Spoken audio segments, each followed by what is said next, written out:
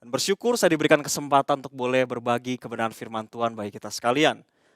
Firman Tuhan hari ini diberikan judul Go Be My Witness.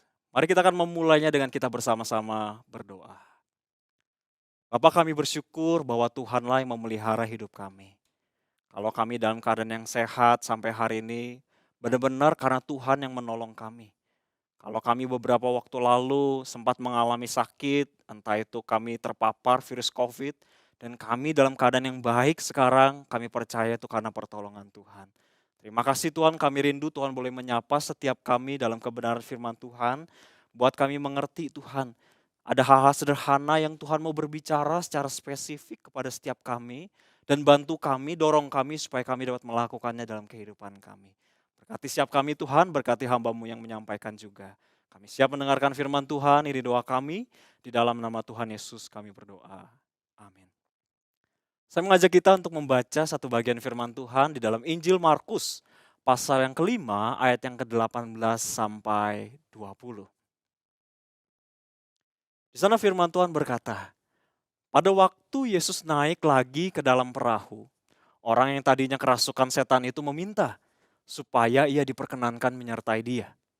Yesus tidak memperkenannya, tetapi ia berkata kepada orang itu, pulanglah ke rumahmu, kepada orang-orang sekampungmu, dan beritahukanlah kepada mereka segala sesuatu yang telah diperbuat oleh Tuhan atasmu, dan bagaimana ia telah mengasihi engkau. Orang itu pun pergilah dan mulai memberitakan di daerah Dekapolis segala apa yang telah diperbuat Yesus atas dirinya. Dan mereka semua menjadi heran. Sebuah film Thailand yang berjudul Wairun Pandan atau lebih dikenal dengan The Billionaire sukses menginspirasi banyak orang yang menyaksikannya. Nah, film ini itu diangkat dari kisah nyata menceritakan bagaimana perjuangan Top Itipat, seorang pemuda yang mempunyai kegigihan dalam bisnis sejak usianya 16 tahun. Kamu usianya berapa sekarang? Top Itipat 16 tahun. Dia dipandang sebelah mata, bahkan berusaha disingkirkan oleh banyak orang. Namun perjuangan kerasnya untuk mewujudkan mimpi menjadi pengusaha akhirnya tercapai. Dia pun berhasil menjadi pengusaha snack rumput laut terlaris di Thailand. Dengan penghasilan gak main-main senilai 2,4 triliun per tahun dan 2.000 karyawan yang bekerja. Berbagai kegagalan yang ia lewati justru membawa dia menjadi seorang milioner melalui bisnis snack rumput laut Tau Kai Noi. Snack yang sangat familiar bagi kita. Salah satu kutipan dalam film itu, Top Itipat sempat berkata, "Do not lose your courage no matter what. Because if we give up, the game is over." Sungguh menginspirasi dan juga mengesankan. Sehingga kita bisa melihat snack Tau Kai Noi itu dengan cara pandang yang berbeda melalui film ini. Nah, bukankah kita juga tertarik ya kalau kita menonton film jika ada tulisannya based on true story? Seakan kita diajak bukan hanya menonton sebuah film, tetapi kita menyaksikan kisah hidup orang lain yang difilmkan. Kisah hidup yang sederhana namun dapat menginspirasi hidup banyak orang. Nah, teman-teman sadar atau tidak, everyone has a story to tell. Setiap orang itu layaknya sebagai seorang penulis. Nah, beberapa kisah itu tertulis dalam sebuah buku atau catatan, dan beberapa kisah yang lain itu tersimpan di dalam hati. Nah, kehidupan kita ini diisi dan dihiasi oleh kisah demi kisah.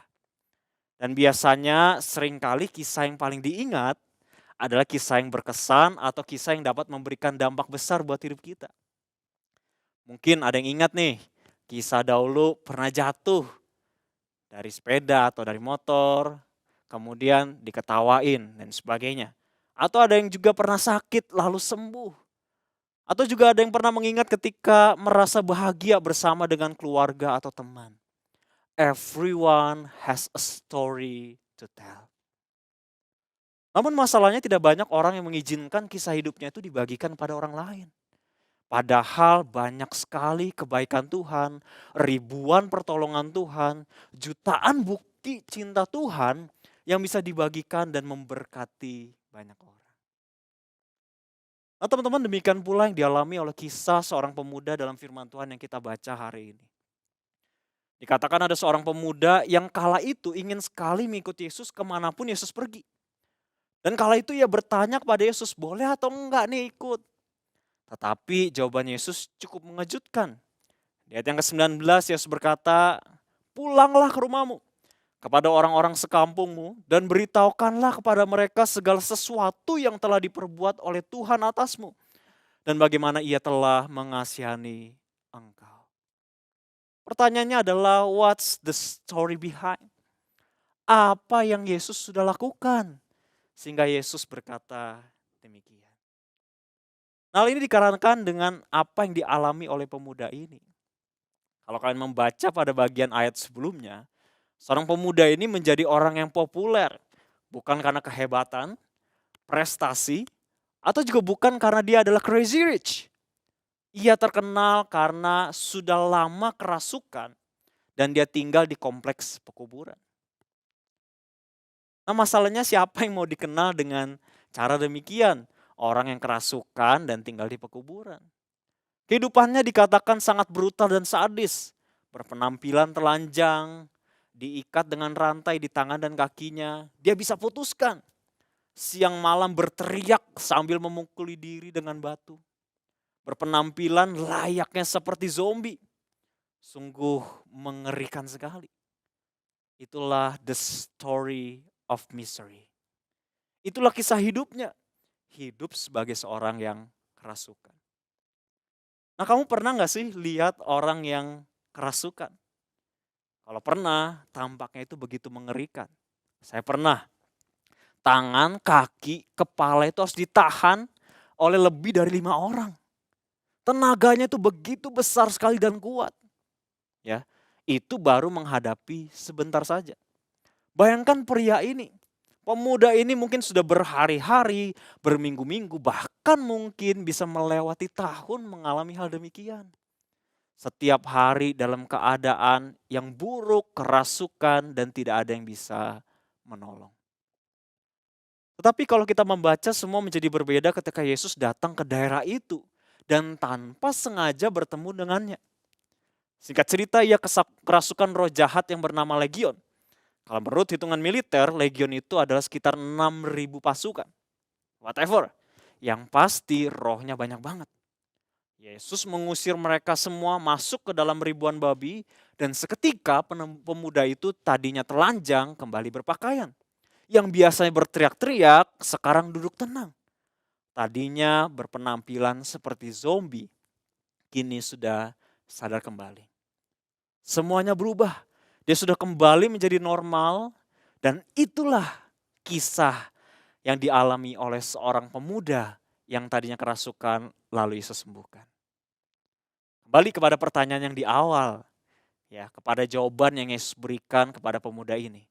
Pulanglah ke rumahmu kepada orang-orang di sekampungmu dan beritahukanlah kepada mereka segala sesuatu yang telah diperbuat oleh Tuhan atasmu dan bagaimana ia telah mengasihi engkau. Sederhananya, Tuhan Yesus itu seakan mau berkata, ceritakan saja apa yang Yesus lakukan buat kamu. Just tell the story of your life. Then you will be my witness. Dan kamu akan menjadi saksiku. Kan bisa perhatikan, Tuhan Yesus tidak meminta dia untuk menjelaskan siapa Yesus itu. Tidak pula harus membawa bahan penginjilan.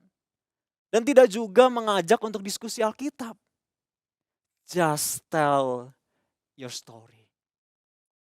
Nah, teman-teman, saya yakin di dalam kehidupan setiap kita memiliki sebuah kisah. Dan ternyata dalam kisah hidup yang kita alami itu dapat menceritakan Kristus kepada orang lain.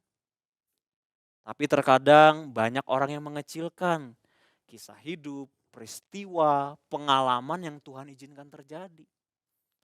Mungkin ada yang berkata, be aja kali. Orang sakit juga nantinya sembuh kok. Kalau naik motor aman-aman ya gak masalah, wajar dong. Ya kalau sehat semua juga bisa. Padahal dalam setiap momen itu Tuhan mau menjadikan kisah itu adalah tentang Dia, bukan tentang kita. Hal ini juga sebetulnya yang dilakukan oleh Paulus ketika ia berkata dalam surat Timotius, 1 Timotius 1 ayat yang ke-13.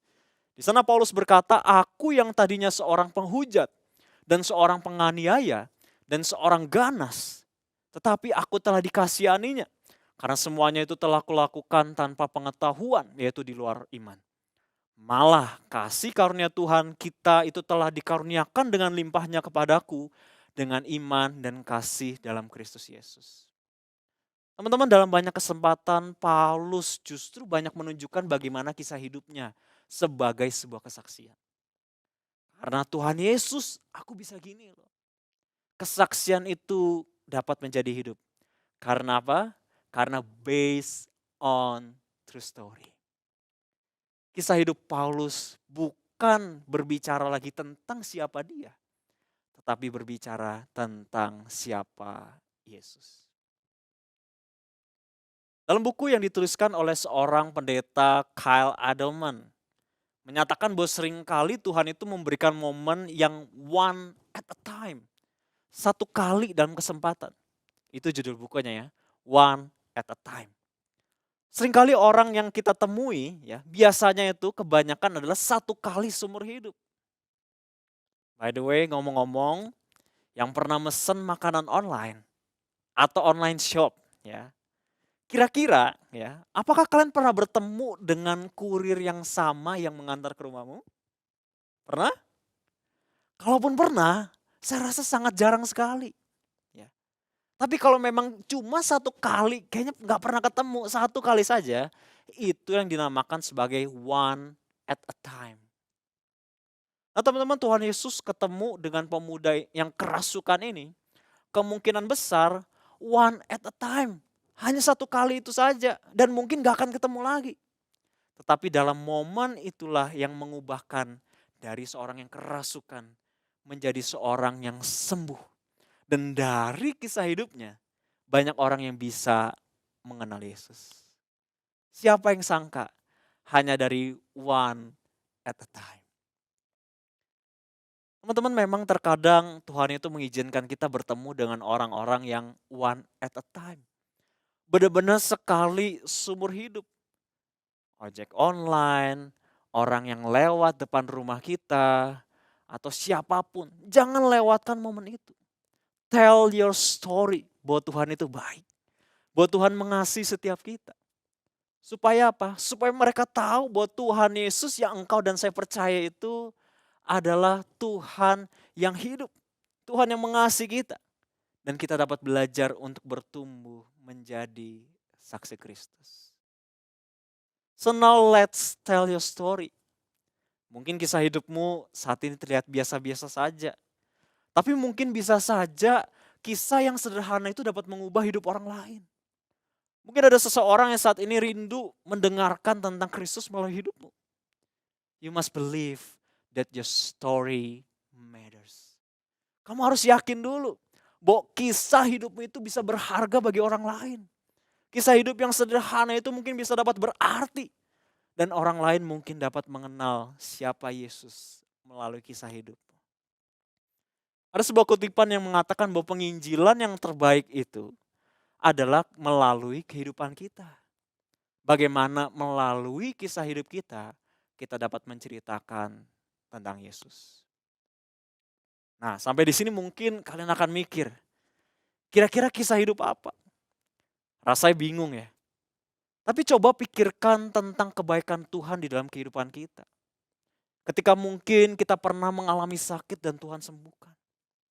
Ketika mungkin kita pernah dalam keadaan yang sulit dan Tuhan tolong. Atau juga mungkin dalam keadaan yang sehat seperti sekarang ini adalah sebuah kisah yang dapat bisa kita ceritakan kepada orang lain. Kalau hidup kita mungkin saat ini bisa berubah menjadi lebih baik, ceritakanlah itu. Mungkin ada temanmu saat ini yang saat ini hidupnya jauh dari Tuhan dan ia bisa berubah melalui kisah hidup. Ayo coba kita pikirkan kisah itu dengan kita menggunakan kalimat awal Tuhan itu baik. Tuhan itu baik. Teman-teman, Tuhan itu baik. Saya teringat waktu saya kecil, saya bertumbuh dari keluarga yang sederhana. Papa saya sudah meninggal sejak saya usia 2 tahun. Ada yang sama dengan saya masih kecil dan saya tidak banyak mengerti kala itu. Kisah yang Tuhan selalu ingatkan sampai hari ini adalah ketika kami sekeluarga, saya dengan 3 koko cici saya, beserta dengan mama, makan bersama mie instan 1 bungkus dan dibagi 5 orang. Dan tentu tahu kalau mie instan 1 bungkus itu kuahnya pasti sangat banyak sekali. Kenapa kita makan demikian? Karena tidak ada lagi makanan kala itu. Teman-teman, 25 tahun momen itu berlalu. Tuhan Yesus itu baik. Kami bisa hidup dengan baik saat ini. Bertahun-tahun Tuhan tolong dalam kekurangan.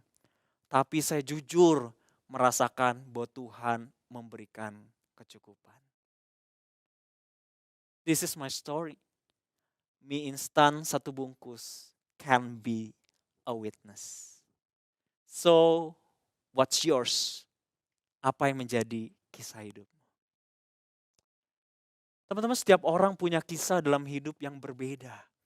Karena Tuhan mau melalui kisah hidup yang kita alami ini dapat berdampak bagi kehidupan banyak orang lain. Mereka dapat mengenal Kristus. Coba saat ini ingat-ingat satu kisah dalam hidupmu. Dapatkah itu menjadi kisah tentang Kristus? Yaitu Kristus hidup dalam apa yang engkau alami. Dan membuktikan bahwa Tuhan Yesus mengasihi engkau. Dan let them know, banyak orang di luar sana yang mungkin one at a time. Biar mereka semua tahu bahwa Tuhan Yesus mengasihi mereka juga. So tell your story. Ceritakanlah kisah hidupmu. Dan menjadi saksi itu dimulai dari kehidupan kita. Apa yang kita alami. Bagaimana kebaikan Tuhan. Dan di sana kita bisa menceritakan kepada mereka yang belum mengenal Tuhan. Teman-teman, saya yakin setiap hari kita punya kesempatan untuk menceritakan tentang kebaikan Tuhan atas hidup kita. Kita bisa pakai story Instagram kita buat kita sharing apa yang menjadi kebaikan Tuhan. Mungkin itu bisa menjadi kesaksian buat orang.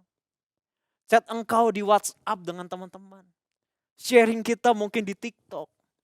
Katakan bahwa Tuhan itu baik. Dengan itu kita dapat mulai belajar untuk hidup bersaksi bagi Tuhan. Jangan dulu berpikir untuk saya akan pergi ke tempat yang jauh kepada orang-orang yang belum percaya, saya akan memberitakan Injil siapa Yesus itu dan sebagainya. Jangan pikir jauh dulu. Start with small. Itu bagaimana dari kehidupan kita, kisah hidup kita dapat menjadi saksi bagi banyak orang. So it's time to go. Go, getting out for the go. Yaitu great opportunity.